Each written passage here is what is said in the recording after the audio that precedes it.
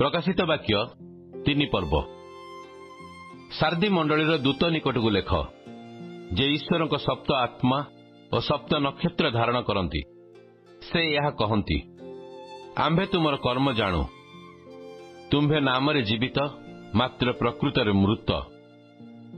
जाग्रत हुओ, पुणी लुप्त प्राय अवशिष्ट विषय सबकू सबल कर, कारण आंभे तुमर कर्म सबकू आंभर ईश्वर छामुरे सिद्ध बोली देखी नाहु।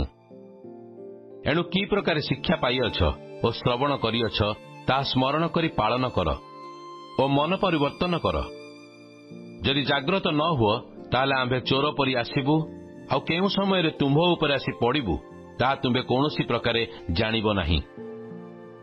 तथापि जो माने अपना अपना वस्त्र मलिन करिनाहंती, तुम्भमानक मध्यरे सार्दीरे एपरि केतक अछंती। सेमाने शुक्ल वस्त्र परिहित होई आंभ संगरे गमनागमन करिवे, कारण सेमाने योग्य।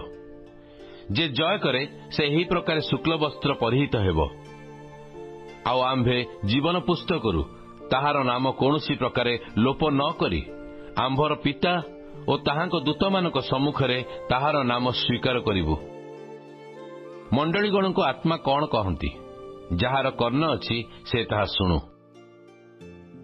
फिलाडेल्फिया मंडलीर दूत निकटकू लेख, जे पवित्र और सत्य, जाहांक हस्तरे दाऊदंकर कंची अछि, जे फिटाइले केही बंद करि न पारे, आउ बंद कले केही फिटाई न पारे। से यह कहती, आंभे तुमर कार्य जाणु, देख आंभे तुम सम्मुखरे गोटे द्वार फिटाई अछु, केही ता बंद करि पारे नाही, कारण तुम्भर शक्ति सामान्य। तथापि तुम्भे आंभर वाक्य पालन करी आंभर नाम अस्वीकार करिनाह। देख, जो माने जिहुदी नुहंती किंतु मिथ्यारे आपणा मानकू जिहुदी बोली कहंती, एपरि शयतान दलर लोकमानकू आंभे आनी तुम्भ चरण तले प्रणाम कराइबु। आउ आंभे जे तुम्भको प्रेम करिअछु, एहा सेमानकू ज्ञात कराइबु। तुम्भे आंभर धैर्यर वाक्य रक्षा करिअछ। एतु पृथ्वी निवासी मानकू परीक्षा करने निमंते समस्त जगत उपरकू जो परीक्षा काल आसीबो, सेथिरु आंभे मध्य तुम्भकू रक्षा करिबु। आंभे शीघ्र आसुअछु। तुम्भर मुकुटकू जेपरि केही हरण करी न निए, एथि निमंते तुम्भर जाहा अछि ताहा दृढ़ रूपे धरी रख। जे जय करे, आंभे ताहाकू आंभर ईश्वरक मंदिरर स्तंभ स्वरूप करिबु। से आउ सेठारु बाहरकू जीव नाही। आंभे आमर ईश्वर नाम और स्वर्गरु ताहांक ठारु आगत जो नूतन जेरुसालेम आंभर ईश्वर से नगरीर नाम, पुणी आंभ निजर नूतन नाम ताहा उपरे लेखिबु।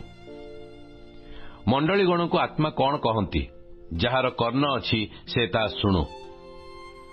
लाउदिकिया मंडलीर दूत निकटकू लेख, जे सत, जे विश्वस्त और सत्य साक्षी, जे ईश्वर सृष्टिर आदिकर्ता, से यह कहती, आंभे तुमर कर्म जाणु, तुम्भे शीतल नुह कि उष्म ही नुह।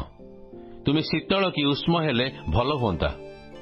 एणु तुमे शीतल कि उष्म न होई ईषदुष्म हेबारु आंभे तुमको आपणा मुखरु उद्गार करने जाऊअछु। तुम्भे कहुअछ, मु धनी, मोर बहुत संपत्ति अछि, मोहर कौनसी अभाव नहीं। मात्र तुमे जे दुर्भागा, दीनहीन, दरिद्र, अंध और उलंग, यह जान नहीं। एणु आंभे तुमको यही परामर्श देउअछु। तुम्भे धनी हेबा निमंते अग्नि रे परिष्कृत सुवर्ण, आ तुम्भ उलंगतार लज्जा जेपरि प्रकाशित न हुए, एथिपाई परिधान करिवा पई शुक्ल वस्त्र, पुणी दृष्टि पाइबा निमंते चक्षुरे लेपन करिया पई अंजन आंभ निकटरू किण।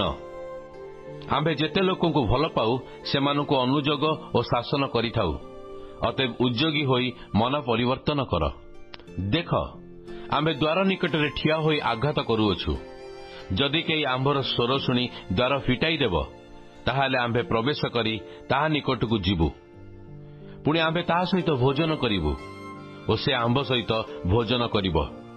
आंभे जेपरि जय करी आमर पितांक सहित ताहांक सिंहासन रे बसिअछु, सेपरि से जय करे।